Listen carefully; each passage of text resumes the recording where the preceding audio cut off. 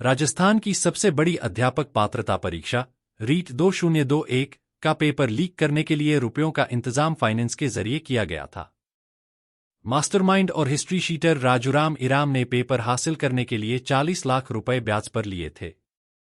राजूराम ने जयपुर के रामकृपाल से 5 करोड़ रुपए में रीट लेवल सेकंड का पेपर चुराने की डील की थी। पैसे कम पड़े तो राजूराम की सरपंच पत्नी सोहनी ने भी रिश्तेदारों से पैसे उधार लिए थे। स्पेशल ऑपरेशन ग्रुप एसओजी की चार्जशीट में रीट पेपर की डील से लेकर लीक होने की पूरी कहानी का खुलासा हुआ है। इस मामले में एसओजी अभी तक 9 चार्जशीट पेश कर चुकी है। जांच एजेंसी ने 130 आरोपियों और एक नाबालिग को पेपर लीक में दोषी माना है। अभी इस मामले में अदालत में सुनवाई चल रही है। एसओजी की चार्जशीट में प्रदीप पाराशर से लेकर मास्टरमाइंड राजूराम इराम, रामकृपाल मीना सहित सभी आरोपियों की भूमिका खुलकर सामने आई है। पढ़िए संडे बिग स्टोरी में रीट 2021 का पेपर कैसे लीक हुआ। 5 करोड़ में बिका था रीट का पेपर। एसओजी की चार्जशीट के अनुसार रीट भर्ती परीक्षा 2021 के पेपर लीक करने का सौदा 5 करोड़ रुपए में हुआ था। सबसे बड़ा मास्टरमाइंड था रामकृपाल मीना। रामकृपाल जयपुर में शिव शक्ति स्कूल व कॉलेज का संचालक था। जांच और कॉल डिटेल के विश्लेषण से सामने आया कि जालोर के उदाराम ने हिस्ट्री शीटर राजूराम इराम का संपर्क रामकृपाल मीना से कराया था। रामकृपाल की रीट परीक्षा के जयपुर समन्वयक प्रदीप पाराशर से जान पहचान थी। दोनों ने मिलीभगत कर पेपर लीक की साजिश रची थी। रामकृपाल ने ही शिक्षा संकुल से पेपर चुराकर उदाराम बिश्नोई, राजूराम इराम और उसके अन्य सहयोगियों को दिया था। उदाराम ने एसओजी की पूछताछ में बताया कि उसने ही रामकृपाल मीना को रीट परीक्षा के पेपर उपलब्ध कराने की एवज में तय रुपए दिलाने में अहम भूमिका निभाई थी। रामकृपाल ने 2 करोड़ एडवांस मांगे थे।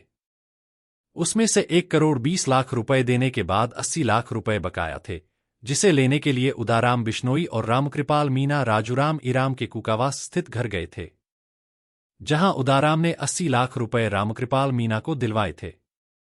इस दौरान रामकृपाल मीना ने वह मोबाइल भी राजूराम को वापस लौटा दिया जो उसे रीट पेपर लीक कराने की बातचीत करने के लिए दिया था।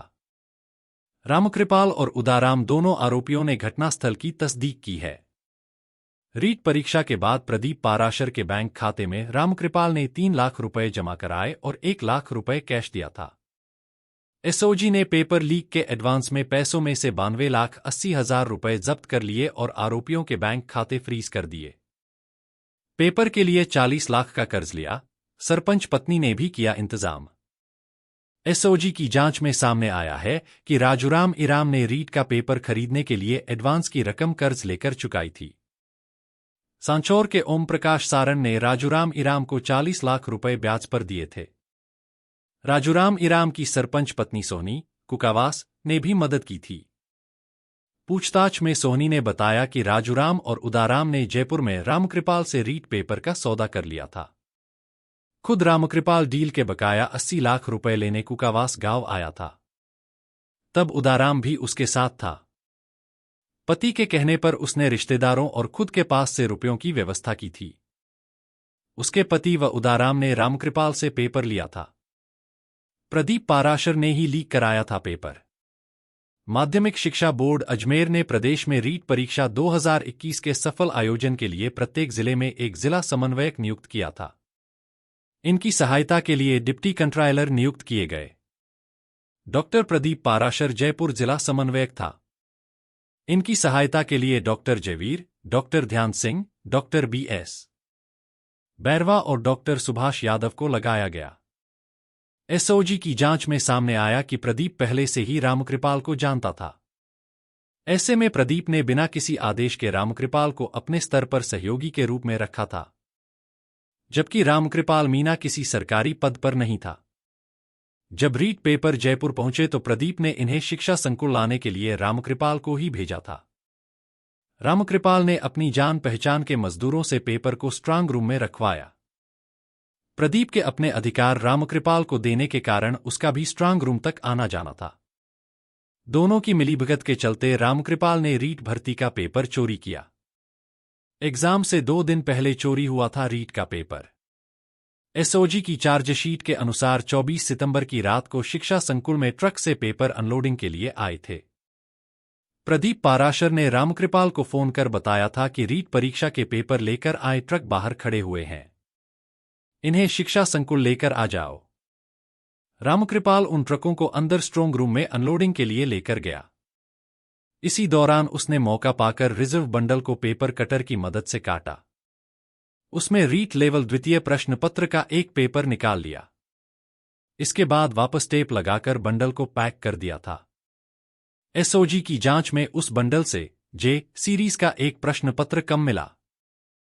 यह पेपर रामकृपाल ने सबसे पहले उदाराम को भेजा। उदाराम ने चोरी हुआ पेपर अजमेर जाकर राजूराम इराम को दिया।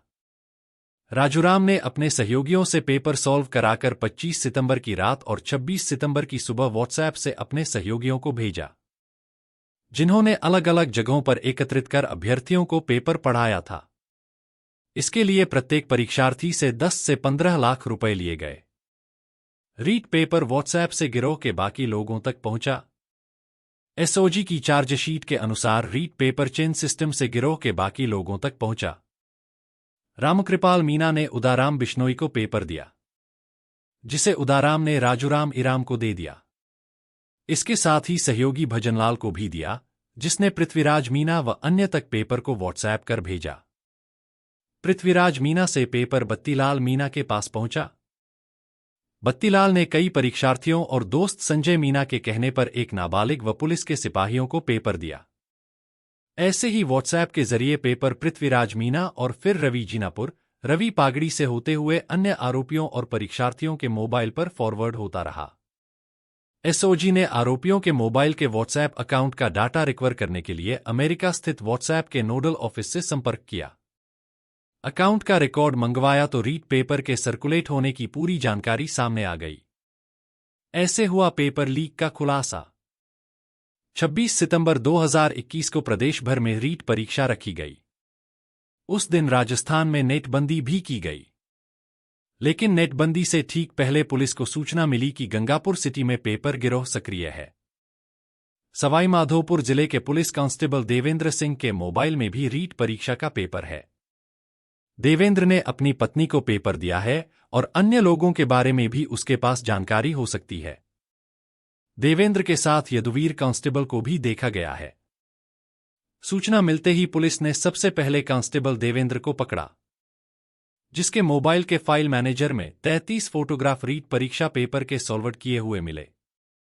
आरोपी देवेंद्र ने खुद के मोबाइल से नाबालिग के मोबाइल में सेव पेपर के फोटोग्राफ लेने के बारे में बताया। इसके बाद जांच और पूछताछ में यदुवीर, बत्तीलाल मीना, दिलखुश मीना के नाम भी सामने आ गए। इस तरह पूरी साजिश का खुलासा हुआ और पेपर लीक के तार जयपुर स्थित शिक्षा संकुल से जुड़ सके। रीट पेपर लीक कैसे हुआ? डॉक्टर प्रदीप पाराशर, रिटायर्ड सहायक प्रोफेसर, 1.25 करोड़ में पेपर बेचने का आरोप।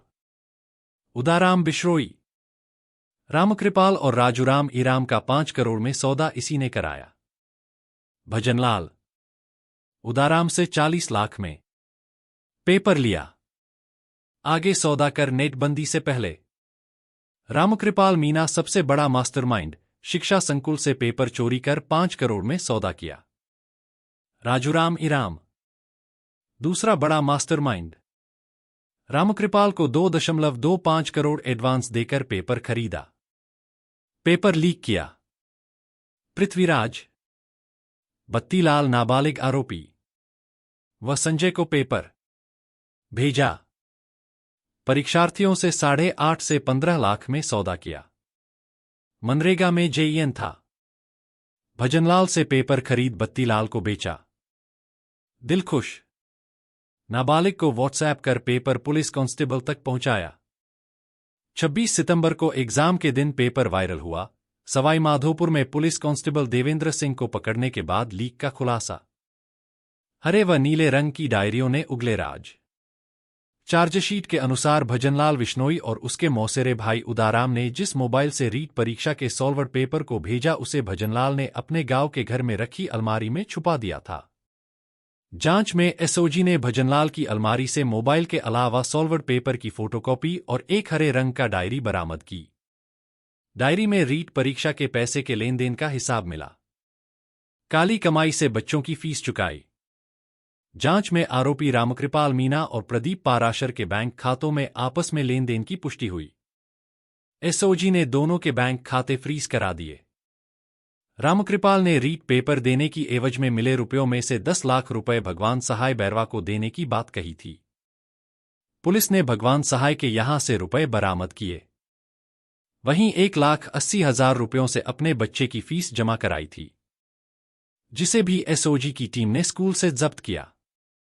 एसओजी को उदाराम के कब्जे से परीक्षार्थियों के रोल नंबर की सूची मिली।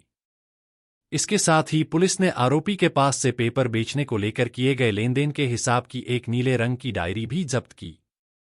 जयपुर पुलिस कमिश्नरेट के कांस्टेबल उमेश कुमार के पास से भी एक डायरी बरामद हुई, जिसमें उसने पेपर खरीदने से संबंध में हिसाब लिख रखा था। गिरफ्तारी की खबर पड़ी तो नष्ट किए मोबाइल। आरोपियों की धरपकड़ शुरू होने के साथ ही परीक्षार्थियों और इस गिरोह से जुड़े लोगों में खलबली मच गई थी। कई आरोपियों ने मोबाइल फोन जला दिए या तोड़कर फेंक दिए। उदाराम बिश्नोई ने रीट पेपर लीक के उपयोग में लिए अपने तीनों मोबाइल फोन को रणोदर गांव में घर के अंदर रखे लोहे के बक्से में रख दिए थे। इस बक्से में सॉल्वर्ड पेपर की फोटोकॉपी भी मिली। भजनलाल ने भी अपना मोबाइल बाड़मेर से सांचौर जाने वाले हाईवे पर तोड़कर फेंक दिया था। वहीं एसओजी ने रामकृपाल की कार से 2 मोबाइल फोन भी जब्त किए। इन मोबाइल से आरोपी ने पेपर बांटने और रुपयों के लेन देन को लेकर बातचीत की थी। इसके साथ ही आरोपी महेंद्र सिंह और उमेश कुमार के पास से 3 मोबाइल जब्त किए हैं। आरोपियों और परीक्षार्थियों के मोबाइल की सीडीआर कॉल डिटेल ने आरोपियों की साजिश को खोल दिया। पेपर लीक में ये सरकारी कर्मचारी थे शामिल। Devendra Gurjar, police constable Sawai Madhopur Yaduveer Singh, head constable Sawai Madhopur Paramveer Singh, constable Dholpur Digambar Singh, constable Sawai Madhopur, Umesh Kumar Gurjar, constable reserve police line Jaipur commissionerate, Prithviraj Meena, junior technical assistant NREGA panchayat samiti Uniyara Tonk, Ravi Kumar Meena, lineman Jaipur Vidyut Vitran Nigam limited Sawai Madhopur, Udaram Bishnoi, school lecturer Luniyasar Jalore. ऐसे लीक पेपर की हुई पुष्टि। आरोपियों को डिटेन करने के बाद पुलिस ने उच्चाधिकारियों को इसकी जानकारी दी। इसके बाद पुलिस गंगापुर सिटी में जयपुर रोड पर अग्रवाल कन्या महाविद्यालय पहुंची, जहां केंद्राधीक्षक डॉक्टर ब्रिजेंद्र सिंह गुर्जर से अनुपस्थित परीक्षार्थी की पेपर बुकलेट या रिजर्व पेपर मांगा। इस पर रीट पेपर की 2 सीरीज एम और जे से आरोपियों के पेपर का मिलान किया गया। जे सीरीज का पेपर आरोपी कांस्टेबल देवेंद्र के मोबाइल में मिले पेपर से हूबहू मिलना पाया गया। पूछताछ में देवेंद्र ने बताया कि उसे दिलखुश व नाबालिग लड़के ने उनकी बहनों की मौजूदगी में कार में नकल करवाई थी। 12 अगस्त को मामले में सुनवाई। इस मामले के सरकारी वकील भंवर सिंह चौहान ने बताया कि अब तक 131 आरोपियों के खिलाफ चार्जशीट आ चुकी है। यह case Gangapur city CJM court में विचाराधीन है। मामले में अगली सुनवाई 12 अगस्त को होगी, जिसमें एक आरोपी पर लगे आरोपों पर बहस होगी। अभियोजन पक्ष की ओर से जवाब देना होगा तो वह कोर्ट के सामने अपना पक्ष रखेगा। इस मामले में एक आरोपी नाबालिग है, जिसकी किशोर न्यायालय में सुनवाई चल रही है।